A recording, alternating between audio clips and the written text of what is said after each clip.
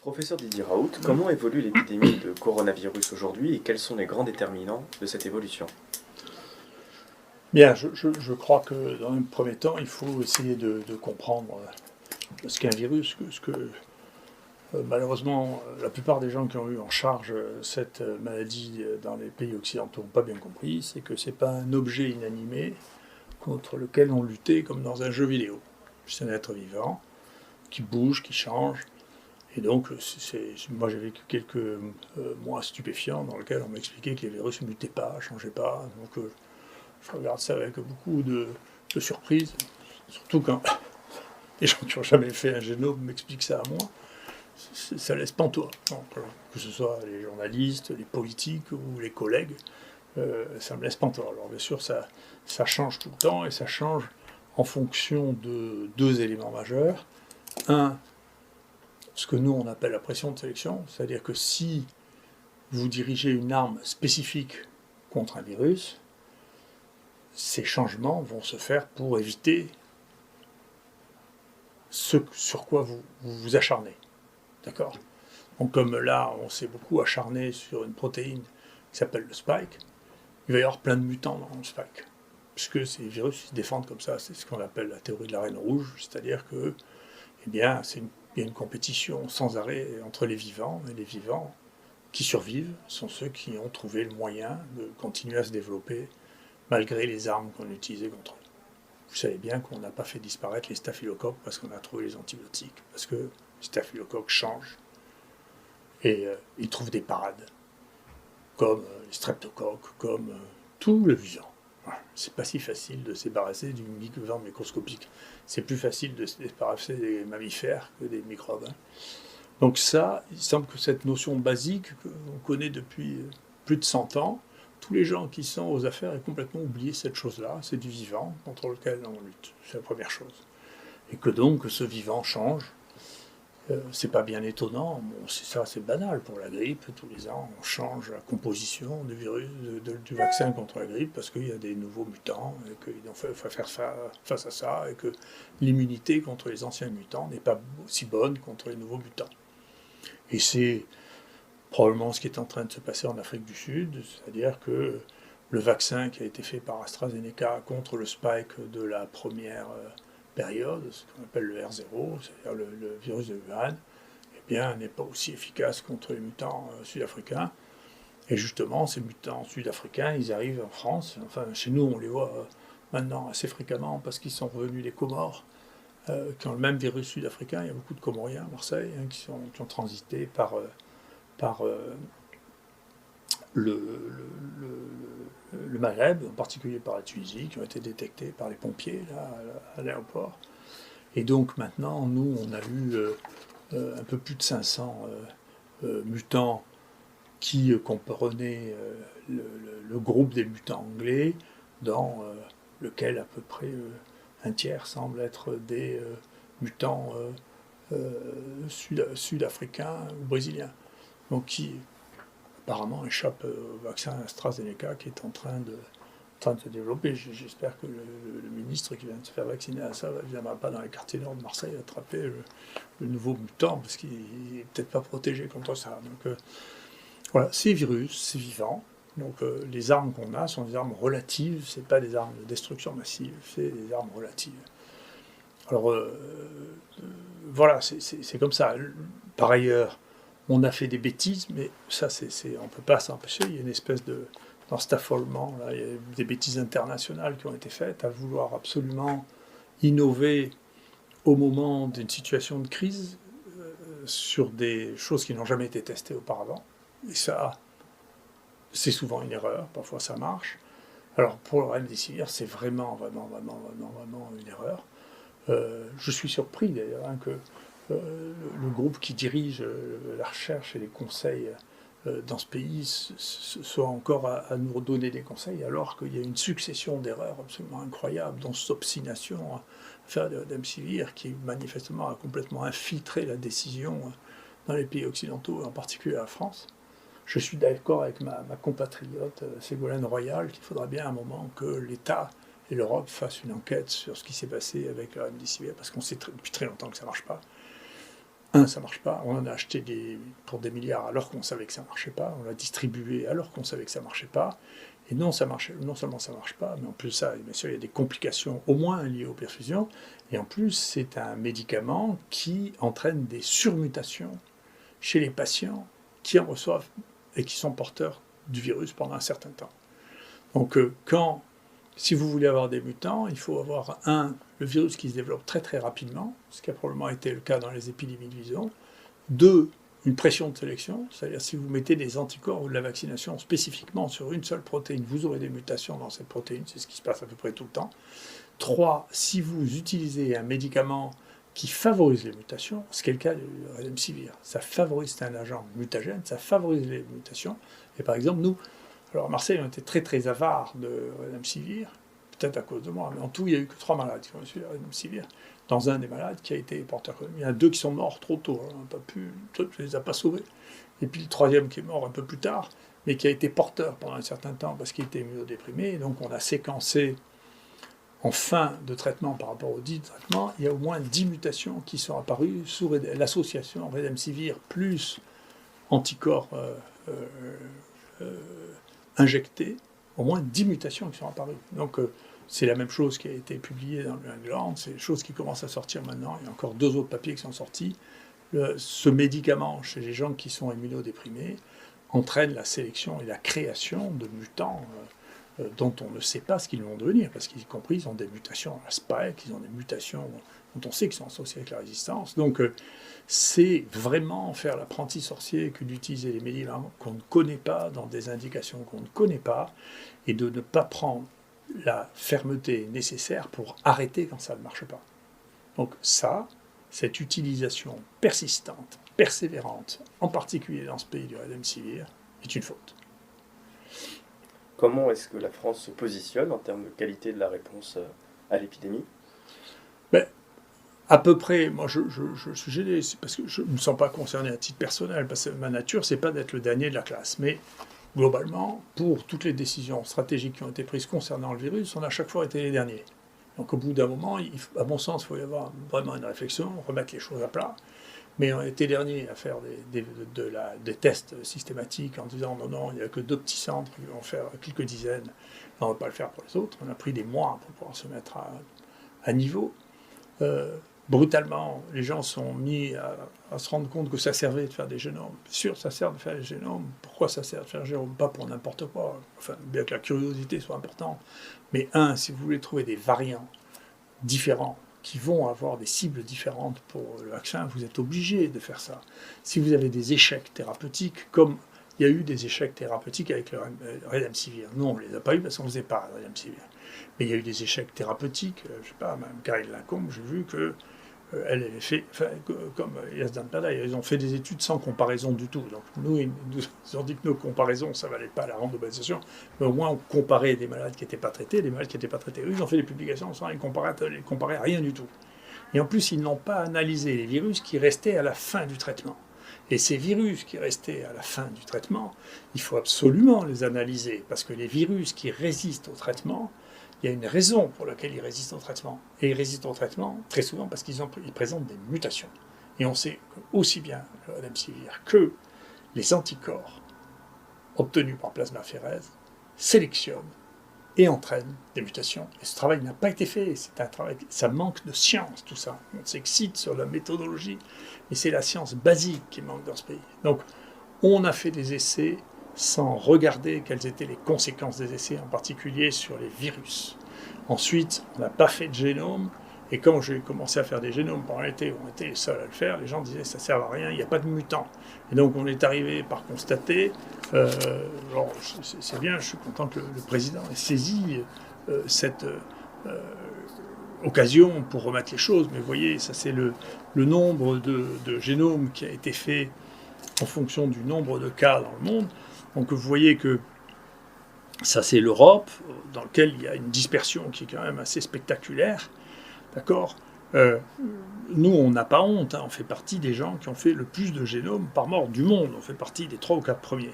Mais la France, sans nous, elle est placée là, et si vous voyez où est la moyenne de l'Afrique, vous voyez que la moyenne de l'Afrique est au-dessus de la France. Donc, il y a un problème. Hein. Et le problème, c'est pas nous. Hein. Il y a un problème. Hein. Il y a eu un problème de retard de test, il y a un problème de retard d'hospitalisation, de retard de prise en charge, parce que quand on dit aux gens il ne faut pas vous soigner, il faut rester à la maison, il y a eu un retard d'utilisation des technologies qui permettaient de détecter quand les gens étaient plus malades, et il y a eu un retard de surveillance des génomes qui permettait de découvrir des variants qui éventuellement allaient résister aux thérapeutiques, qui éventuellement allaient résister aux vaccins, et qui éventuellement allaient être les témoins des épidémies. D'accord ? Alors donc nous, on a continué à faire ce travail, vous voyez, et donc le travail, pour l'instant, nous, on n'est pas particulièrement affolés par ce qui se passe avec les mutants anglais. Vous voyez, les mutants anglais, c'est ce qu'on a mis en rouge maintenant qu'on a séparé entre les mutants anglais et les mutants sud-africains. Donc ça représente 25-30% de l'infection qu'on a avant.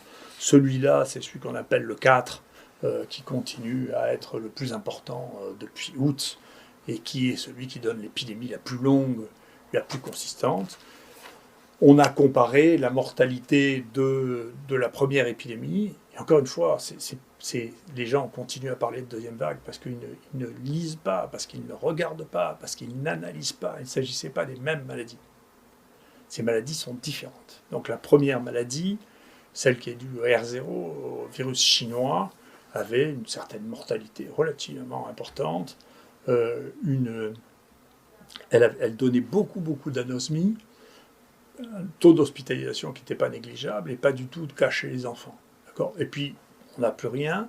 On a eu, nous, un mutant qui ne s'est pas diffusé hors de France, mais qui est un mutant qui était très fréquent en Afrique, très bénin, beaucoup d'anosmie, très peu contagieux, s'est arrêté tout seul, sans qu'on sache pourquoi. Ensuite, on a eu le 4. Le 4 a une sévérité un peu moindre que le R0, mais une épidémiologie complètement différente, puisqu'il s'étale maintenant depuis 5 mois, alors que le premier a duré 1 mois et demi, avec une courbe en cloche, où il n'y a pas du tout une courbe en cloche, et il s'étale dans le temps, c'est pas du tout quand il va s'arrêter. Un tableau clinique qui ressemblait au R0, mais pas au 1. Et puis maintenant, l'anglais et le sud-africain, pour lequel on a maintenant à peu près 300 cas chez qui on a analysé les données cliniques, pour lequel on montre que c'est un peu... La sévérité, pour l'instant, est de même nature. La contagiosité ne nous paraît pas plus grande. On n'a pas une extension très significative du nombre de cas par rapport au 4, qui reste notre virus dominant. Et cliniquement, c'est différent. Il y a moins d'anosmie et d'agueusie et plus de tout. D'accord ? C'est des maladies différentes, avec des épidémiologies différentes, mais si vous ne regardez pas, et si vous jouez dans des jeux vidéo, vous dites « Ah, Covid-19 », et puis c'est une entité unique qui donne la même maladie, avec les mêmes risques, c'est pas la peine de faire le génome, c'est comme ça. Et donc, encore une fois, les opinions sur les plateaux télé, ça ne remplace pas la science. Hein. La science, c'est du travail, c'est de la connaissance. Nous, des tests, on en a fait 500 000 maintenant. On a traité ici en ambulatoire 11 000 malades, on va voir, c'est la plus grande série mondiale. On a traité en hospitalisation 2500 malades, là aussi, c'est une des plus grandes séries mondiales. Vous verrez les résultats, on a les résultats de mortalité parmi les plus bas du monde pour ce qui est de la prise en charge. Nous, on n'est pas dernier de la classe. Mais globalement, si on regarde sur toutes les données, alors l'Europe, globalement, a mal géré le problème. C'est comme ça, en particulier parce que l'Europe croit trop à la magie, elle croit trop qu'on va trouver à chaque fois une solution technique, scientifique, nouvelle à un problème de prise en charge médicale. Or, la prise en charge médicale, c'est essentiel. Il n'y aura pas de baguette magique. Il n'y en a pas eu depuis bien longtemps. C'est pareil, on verra bien ce que donnera le vaccin. Le vaccin peut aider, il peut permettre de diminuer le nombre de cas, en particulier quand les virus qui circulent sont ceux qui sont ciblés par le vaccin, mais ça ne va pas arrêter les choses du jour au lendemain. Donc il va falloir revenir sur Terre et prendre les gens en charge. Quels sont les grands risques auxquels il faut être prêt à faire face aujourd'hui ? Alors moi je trouve, alors c'est pour vous donner une note d'optimisme, vous voyez, parce que j'ai une nature optimiste parce que les chiffres m'intéressent dans les deux sens. Globalement, quand on voit, si vous voulez, la manière absolument étonnante dont a été gérée cette crise, avec le nombre d'erreurs qui ont pu être faites, qui est absolument invraisemblable, et qu'on voit le bilan des comptes, on se rend compte que ce n'est pas une maladie très grave. Voilà. En pratique, si vous voulez, quand même, tu regardes jusqu'à 65 ans, il y a eu moins de morts en 2020 qu'en 2019. Ça, c'est des vrais chiffres. Parce que les chiffres, quand ils me disent « Ah, mais tant de gens qui sont morts du Covid, nous, je sais bien, des gens qui sont morts du Covid chez nous, il y avait quelqu'un qui est toxicomane, qui a fait une fausse route, il y a quelqu'un qui est mort d'une appendicite, il y a quelqu'un qui est mort d'une rupture d'anévrisme, et qui avait du Covid dans la gorge. » Mais le Covid dans la gorge, nous, quand on testait les asymptomatiques, à ce moment-là, il y en avait entre 6 et 8%.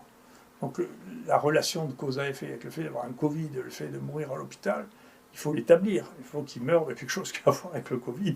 Parce qu'il y a des tas de gens qui sont morts de n'importe quoi et qui n'avaient pas le Covid. Comme en plus de ça, on est passé d'une restriction absolue du nombre de tests à une génération du nombre de tests qui ont été faits dans la panique, comme d'habitude. C'est-à-dire, on n'a pas évalué les tests. On fait des tests de PCR qui sont faux, qui rendent des faux positifs. Il y a des gens qui rendent à 44 alors qu'on sait qu'après 35, ça ne veut rien dire. Nous, les tests qu'on a réévalués, il y en a 20 à 40% qui étaient faux.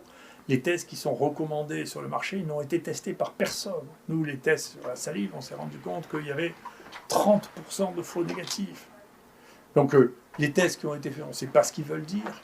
Les déclarations qui sont faites de mort du Covid, on ne sait pas ce que ça veut dire, parce que la causalité, c'est-à-dire le lien entre le fait qu'il y ait un test qui est plus ou moins réaliste avec le fait que quelqu'un meurt, c'est quelque chose. Mais en revanche, il y a une donnée sur laquelle on peut travailler, c'est les données sur lesquelles on travaille depuis des années, c'est la surmortalité par rapport aux années précédentes.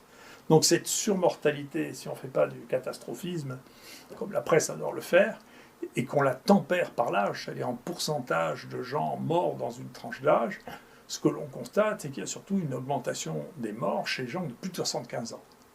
Et donc, il faut s'occuper des gens, il faut les prendre en charge le plus tôt possible, parce que quand on les prend en charge le plus tôt possible, ils ne meurent pas, on les soigne. Et les sujets âgés, il faut avoir une véritable politique sur les sujets âgés. Il est temps de tester, comme nous on l'a fait, comme on n'a plus le droit de le faire, les thérapeutiques chez les gens en EHPAD. Parce que là, il y a 28% de morts. D'accord ? Mais tout bien considéré, et en dépit du fait que, honnêtement, la gestion aurait été plus fonctionnelle, la perte d'espérance de vie, nous, dans tout le CHU de Marseille, pas que l'IHU, des gens qui sont morts, c'est 3 ans. D'accord ? Donc, pour revenir sur les trottinettes, parce que je sais que ça excite beaucoup les gens que je parle de trottinettes, si vous avez un accident de trottinette à 20 ans, vous perdez 60 ans d'espérance de vie. C'est-à-dire 20 morts en Covid. D'accord ? Donc, bien sûr que c'est une maladie importante dont il faut s'occuper, mais en même temps, il faut remettre les choses en perspective. C'est pas la fin du monde qui est en train d'arriver. Donc il ne faut pas ruiner le pays, rendre les gens fous, parce qu'il y a une surmortalité chez les gens de plus de 75 ans. Il faut s'en occuper pragmatiquement, sans affolement, et voilà, vivre avec le fait qu'on est sur quelque chose, vous n'avez pas le contrôler demain, peut-être que ça va s'arrêter du jour au lendemain, on ne sait rien du tout, personne ne peut prédire rien du tout. Voilà. Et donc il faut revenir à des règles de fonctionnement simples, sans affolement, et si possible, sans croyance extrême dans la magie médicale ou la magie scientifique. La science, c'est quelque chose qui va lentement, on fait le point au fur et à mesure. D'ailleurs, c'est la raison pour laquelle j'ai fait avec Yanis le verbatim, mot pour mot, de tout ce que je dis depuis un an, de manière à ce qu'on évite que les journalistes ou les collègues me fassent dire des choses que je n'ai jamais dites, ou coupe avant ou coupe après, pour faire croire que je dis des bêtises. Je ne dis pas de bêtises parce que je ne crois pas, je ne vis pas dans le monde journalistique au jour le jour. Je fais de la science avec des domaines dans lesquels la clarté est parfois apparue 10 à 15 ans après qu'on ait commencé à travailler sur un sujet. Donc on n'est pas pressé. Moi, ce qui m'intéresse, c'est que ce que j'ai dit soit digne 1 an ou 2 ans après. Vous voyez que j'ai peur de rien. Tout ce que j'ai dit, je le maintiens. Et même les trottinettes qui font tellement rire, vous voyez que j'ai pas peur de parler de trottinettes. Parce que quand vous mourrez en trottinette, c'est 60 ans d'espérance de vie que vous perdez. Et donc, quand vous mourrez, nous, la moyenne des morts, nous, à l'IHU, est de 81 ans. Donc, c'est pas trottinette. Hein. Donc, c'est mieux de faire ça que de recevoir les accidents de moto. Je peux vous dire, regardez le nombre d'années perdues de vie à Marseille par les accidents de moto, c'est pas la même nature. Hein. Alors, donc, remettons les choses en perspective, d'accord? C'est vrai que c'est un révélateur terrible, mais j'avais écrit dans un de mes livres, déjà quand il y a des fausses crises où il n'y a rien du tout, comme l'histoire du Biotoline, il n'y avait rien du tout, rien. De l'intox par la CIA, rien. Avec rien du tout, on avait réussi à affoler le pays, changer les lois, terrifier les gens, d'accord? Et à la fin, il y a un appel d'offres où c'est les mêmes qui se sont servis que ceux qui se servent maintenant. Tiens, un bout pour l'INRA, un bout pour l'Institut Pasteur, un bout pour l'INSERM. Pour rien, d'accord? Mais là, maintenant où il y a un petit quelque chose, alors effectivement, ça montre que le pays est absolument incapable parce qu'il n'a pas les nerfs de répondre à une situation comme celui-là. D'accord? Il n'a pas les nerfs, il n'a pas l'organisation, il n'a pas de suite dans les idées. Donc c'est une démocratie volatile dans laquelle l'architecture n'est plus capable de répondre à ces situations. Et par ailleurs, ça rentre dans quelque chose qui est la faute, notre faute à nous humains. C'est que les journalistes ne font que nourrir nos vices. Vous êtes excités par la peur. Donc les pires des blockbusters, c'est les films d'horreur et les films catastrophes. Vous aimez ça. Et les journalistes vous servent exactement ce que vous aimez. Et si vous voulez que les journalistes arrêtent de raconter des bêtises, vous n'avez qu'à débrancher la télévision quand ils parlent de ça, et vous verrez, vous vivrez beaucoup mieux. Merci beaucoup.